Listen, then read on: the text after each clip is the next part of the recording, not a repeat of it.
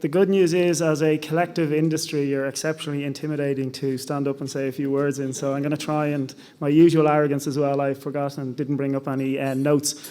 But what I first of all wanted to do, and this is important, Uniphar as a group are exceptionally thankful to Oliver O'Connor as the CEO, Leisha Daly as president, Philip Hannon as the communications and public affairs manager, the board and the industry in general for allowing us and inviting us to sponsor this event.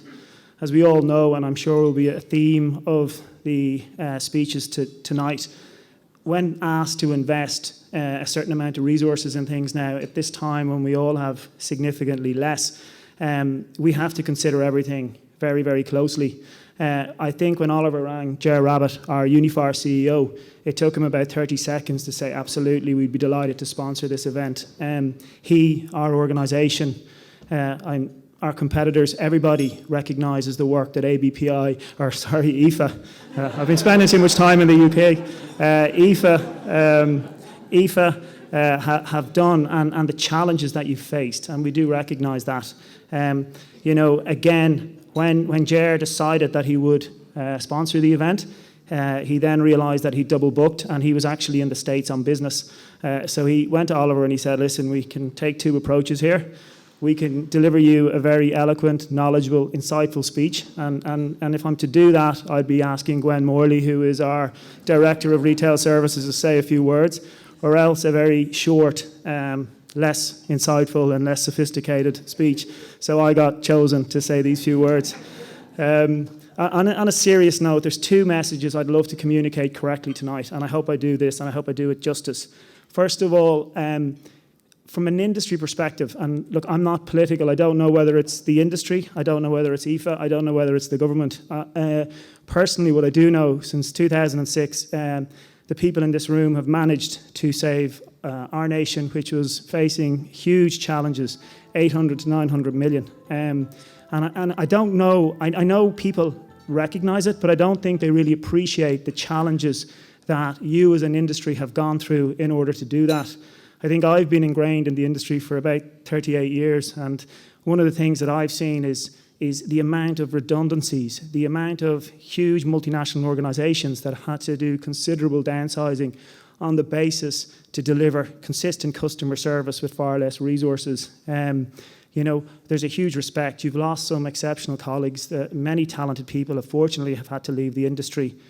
For us as an organisation, and again, I talk on behalf of Uniphar, but I'm sure our competitors feel the same, you've forced us to become better at what we do. And forced is a hard word. You came to us and said, we have less resource due to significant price reductions. We have less resources to really manage the supply chain. However, we expect the same level of service for our patients. We appreciate that's going to be hard to do, and you challenged us to step away and really come back and come up with some solutions. Our COO, who was here tonight, Liam Quinn, went away and they looked at automation. They looked at all forms of technology, and they managed to achieve a significant result. But again, similar to yourselves, it came at a cost. We were in a small organisation, an Irish organisation of 800 employees. We had to make 200 people redundant, which was hugely challenging for us. Some people spent all of their working careers with us, but you relied on innovation to make sure we could deliver a cost-effective service and your patients wouldn't suffer. And that genuinely made us better organisations. Look, my final point, there's probably two things I need to say on behalf of Uniphar and the group of Uniphar, is that we've gone and we've changed as an organisation over the last 2 years. We've invested in two core areas. One is further outsourcing, and as a result of that, we acquired Star Medical in the UK, which is having huge success as a contract sales organisation, and Dave Faulkner has joined us to build that business in Ireland.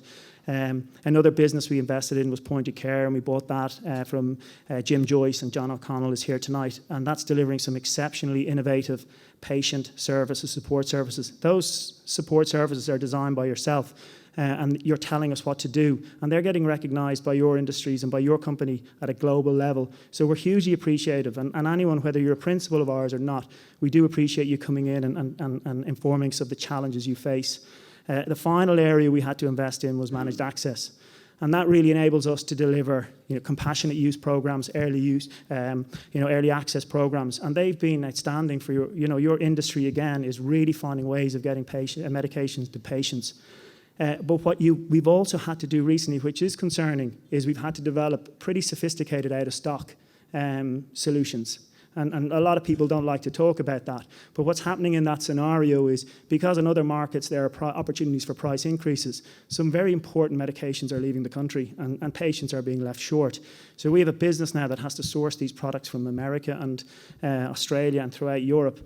And I hope that trend doesn't continue, because it is a worrying trend. And as I said, I think many pharmacies are seeing up to 10% out of stocks at the moment. So there are points. We're investing in those businesses. As I said, we're delighted to be here tonight.